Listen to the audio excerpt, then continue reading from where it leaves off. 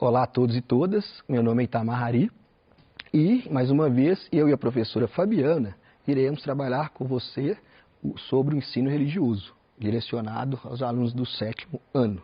Sempre eu gosto de lembrar que as aulas de ensino religioso na escola pública não é nenhum tipo de doutrinação, não é nenhum tipo de catequese, não temos a pretensão de educar a fé religiosa de absolutamente ninguém.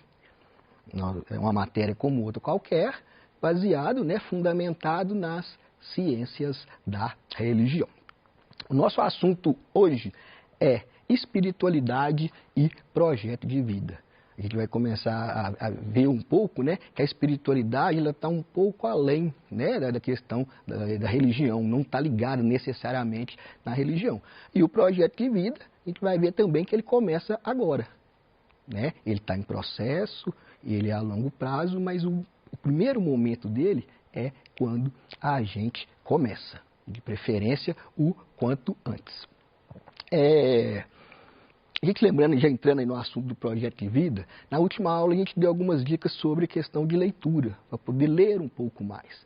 Hoje, tendo em vista que você, enquanto no 7º ano, olha a quantidade de tempo que você já passou na escola, e provavelmente vai passar mais tempos. Aliás, estudar é algo que a gente nunca para. Sendo assim, eu trouxe algumas dicas de estudo, não é para estudar mais, e sim para estudar melhor. Primeiro, defina um local. Uma vez que você cria um local aí na sua residência para você estudar, automaticamente, quando você chegar nesse lugar, o seu cérebro ele vai pedir uma recompensa. Que recompensa será essa? O seu estudo. Então, e aí, a partir desse momento, essa condição vai se tornar o quê? Um hábito. Porque virou rotina e depois vira hábito. Isso não sou eu que estou falando, é um livro, O Poder do Hábito, que comenta muito sobre isso. Segundo ali, mapas mentais. Não é bom estudar apenas lendo. É bom estudar escrevendo, fazendo alguma atividade, para você estar entendendo. E os mapas mentais são ótimos. Por quê? Você vai fazer gráfico, você vai fazer desenhos, vai escrever também, mas você vai criando gravuras da maneira do seu melhor entendimento. O terceiro ali é testes práticos, exercícios. A gente não fala que às vezes na teoria a prática é outra. Pois é, a gente está ali na teoria, mas a gente começa a aprender mais quando a gente está o quê? Praticando. E nada melhor do que fazer exercícios, aprender de fato. Quarto, ensine alguém. Isso é comprovado cientificamente. A gente aprende quando a gente lê, aprende quando faz atividade e aprende mais ainda quando a gente vai ensinar alguém. Procura alguém em sua casa aí, sua mãe, seu pai, seu responsável, avô, cachorro, todo mundo. Se não tiver ninguém, você ensina para você mesmo no espelho. O lance é você estar passando aquilo que você está aprendendo. Último, é o método Pomodoro. O que é o método Pomodoro? É um método criado por um italiano. Pomodoro em italiano significa tomate, Porque ele usou um relógio de fazer massa de tomate para poder inventar esse método. O que é esse método? É um método intercalado. O que significa isso? Por exemplo, você vai estudar, não é bom você pegar um estudo 2, 3 horas direto. O que ele criou? Por exemplo, você divide. A cada 30 minutos, você descansa 15. Você pega 30 minutos direto, pau quebrando mesmo, sem distração nenhuma. Depois, 15 minutos você descansa, sai do lugar e vai fazer outro. Você pode usar um celular, um despertador, tanto faz. E isso não é só usado para estudar, não, tá? Eu, quando eu trabalhava de digitador, há 25 anos atrás, eu lembro que a gente trabalhava 50 minutos direto, a gente digitava, depois a gente tinha que sair da máquina, durante 10 minutos a gente passeava pela empresa, depois voltava. 50 parava 10, 50 parava 10. E no caso do estudo, é bom você intercalar. Primeiro você vai nas ciências humanas, depois você vai nas ciências exatas. Você vai alternando, seu estudo com certeza ele vai melhorar. Primeiro assunto aí do seu PET fala sobre a mística. A mística é um conceito amplo, denso e complexo. Eu trouxe aqui uma fala de um professor da UFF, que é a Universidade Federal Fluminense, que é o professor Marcos Reis Pinheiro. Ele fala o seguinte, que a mística seria a experiência da presença da divindade. Claro, quando a gente tenta definir, delimitar um termo tão denso, tá? Aí traz algo aproximativo, que é o caso dessa fala dele, ou seja, experiência da presença da divindade. O que você tem que entender aqui?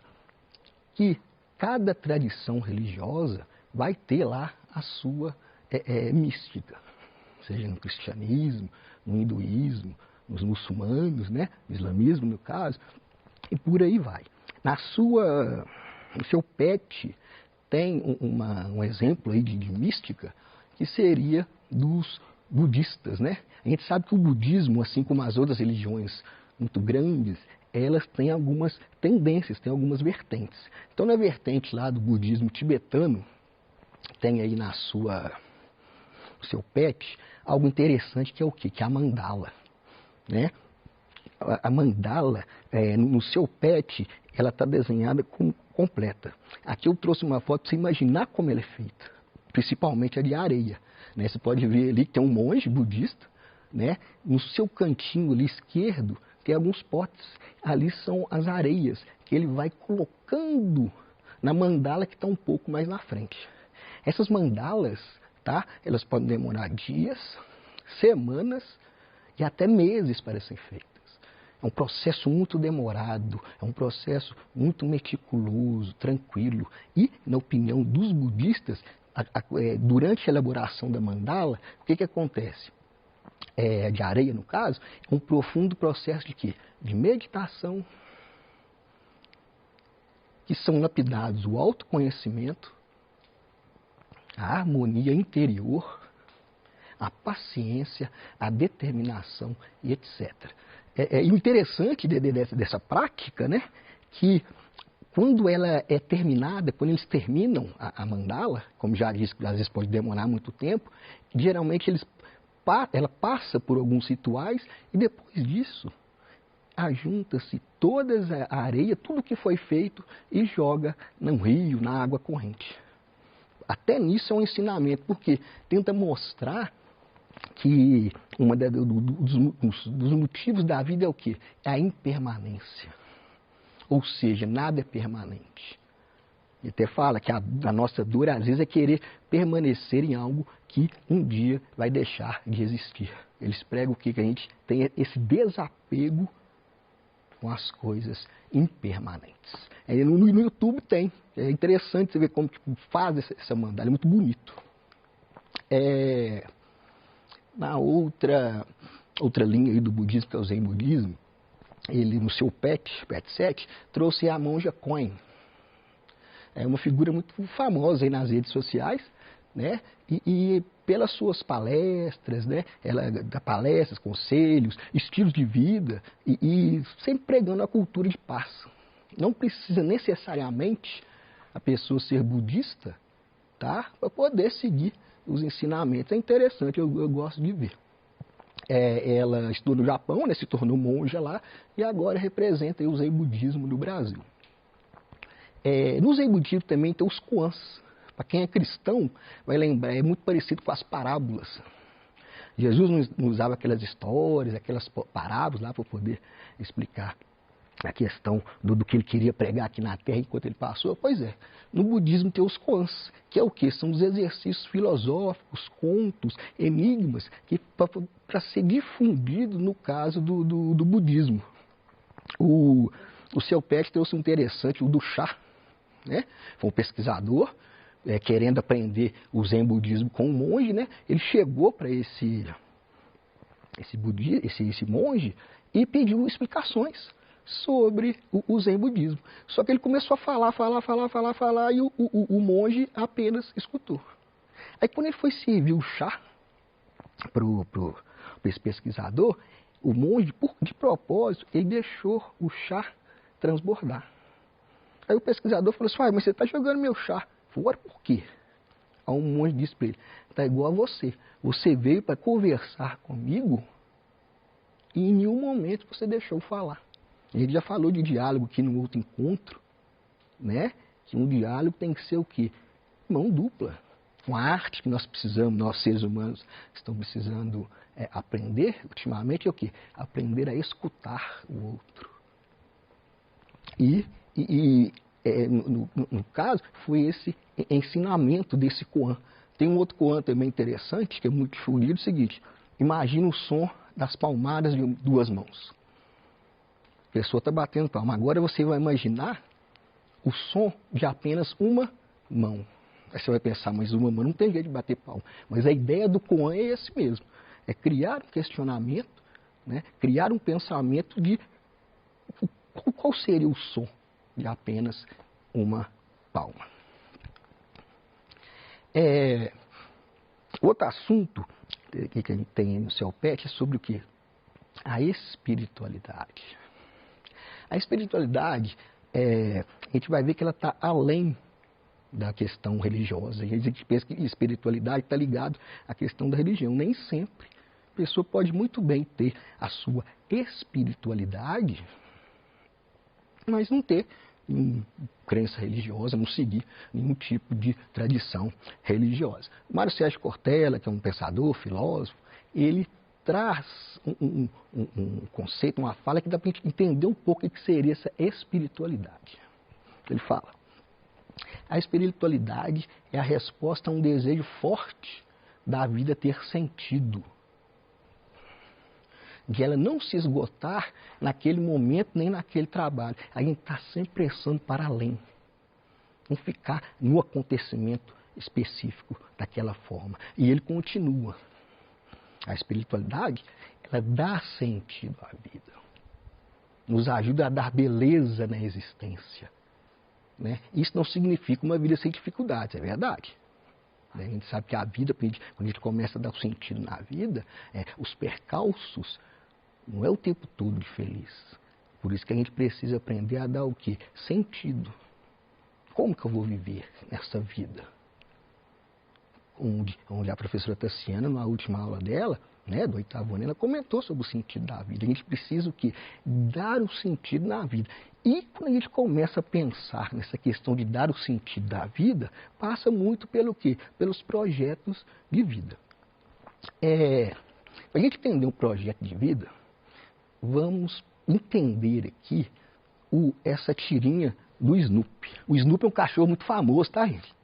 Já foi escolhido o cachorro mais famoso do mundo. Ele começou a ser desenhado em 1950 e só parou em 2000, quando o seu desenhista aposentou e um pouco depois faleceu. É muito famoso a história dessas justamente porque nas suas tirinhas tem alguns questionamentos, tem alguns ensinamentos. Vamos pensar relacionado à questão do projeto de vida. Ele, no primeiro quadrinho: minha vida virou um tédio. É tudo sempre a mesma coisa, todo santo dia. Terceiro quadrinho: eu preciso de uma mudança. Quarto quadrinho: ele permanece da mesma forma. Será que dessa forma a vida dele teria uma mudança? É um questionamento para nós. Se eu preciso mudar, eu tenho que fazer algo para mudar. Eu preciso estar em movimento, até para o inimigo pensar que nós somos muitos. Entrando no projeto de vida, vamos dar um exemplo primeiro, depois a gente lê o conceito aqui da Valéria Arantes. Teve um caso muito triste que aconteceu aqui no Brasil, no Recife, do menino Miguel. Uma empregada doméstica, não tinha com quem deixar, levou o filho para o trabalho. Quando ela foi passear com os cachorros da patroa, ela falou: fica com o meu menino de apenas 5 anos. Só que na hora que ela saiu com os cachorros, o menino de 5 anos queria a mãe dele, a patroa, que teve os seus filhos criados por essa empregada durante anos, não conseguiu ficar com o filho da empregada doméstica 5 minutos. Deixou o menino de apenas 5 anos sair.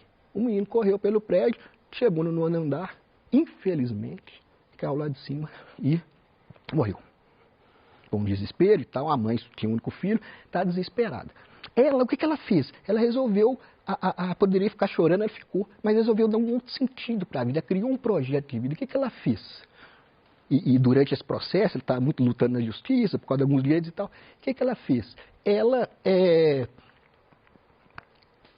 resolveu fazer o curso de Direito. Por que ela resolveu fazer o curso de Direito? porque ela viu que ela passou por muitas dificuldades jurídicas. E ela pretende fazer o curso de Direito, se tornar advogada, né, naturalmente, para poder ajudar as pessoas que passaram pelas mesmas dificuldades que dela. Veja você o que ela preparou para a vida dela. Agora a gente leu o conceito aqui do projeto de vida, a gente vai entender. Essa aqui é a Valéria Arantes, tá? Ela é professora da USP, mas deu uma boa entrevista para o Instituto Iungo. Ela fala, que sentido eu quero dar para a minha vida? Vamos lembrar um pouquinho da mãe do Miguel. Como que eu quero viver? Isso inclui o quê? Escolhas. Ela fez escolha, escolheu fazer direito. Valores, ela vai dar valor ainda mais na vida dela e na vida do outro. Princípios, ações, metas, objetivos mais a curto prazo. O que ela fez primeiro? Foi lá e fez o curso, o vestibular do curso de Direito. Já passou e já vai começar. Agora no início de 2001. Para se alcançar um projeto que é muito maior, o projeto de vida passa nisso. Nós temos objetivos curto prazo, médio prazo e a longo prazo. Ela não é um exemplo disso aqui. E a gente tem que preocupar também nesse projeto de vida sobre a questão pessoal, a questão profissional e a questão social. Quando duas amigas lá de Betim, chamada Lourdinha e professora Valéria, me chamaram para participar de um projeto de vida, a gente está participando. Por quê? Isso é toda quarta-feira. Qual o melhor lugar para a gente lapidar esse projeto de vida? Justamente na escola, que é onde o menino está começando ali a vida, né? E dali a gente vai dando esse tipo de conhecimento. A gente vai pensando no projeto de vida, o que a gente vai fazer? Né? A gente vai ajudar o menino a criar, a passar por esse projeto de vida. Não só nós, como também a família, a instituição que o menino participa e por aí vai. E lembrando que a pessoa, às vezes ela pensa, eu sou o lado profissional. Não.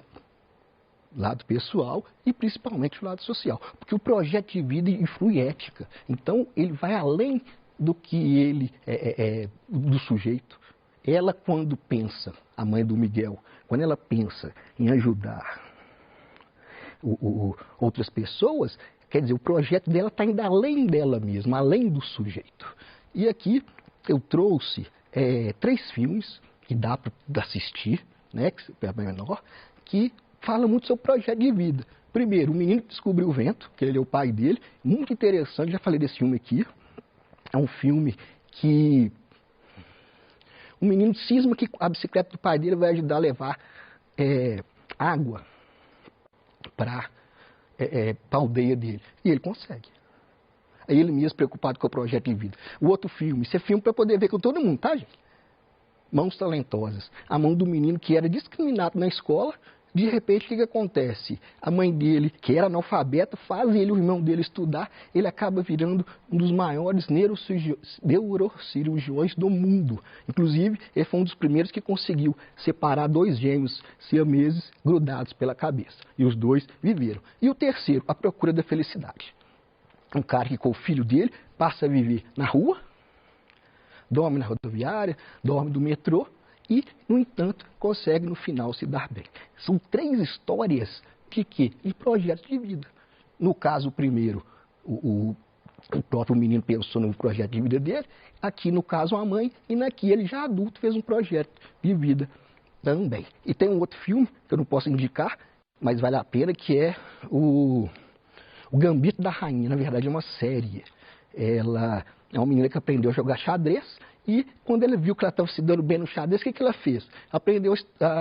Começou a estudar o russo, porque aprendendo o russo ela saberia que ia jogar com os grandes campeões lá da União Soviética na época. E essa aula foi dedicada à aluna Rose Santos. Ela sempre participa aqui do Tirando Dúvida. Valeu, tamo junto.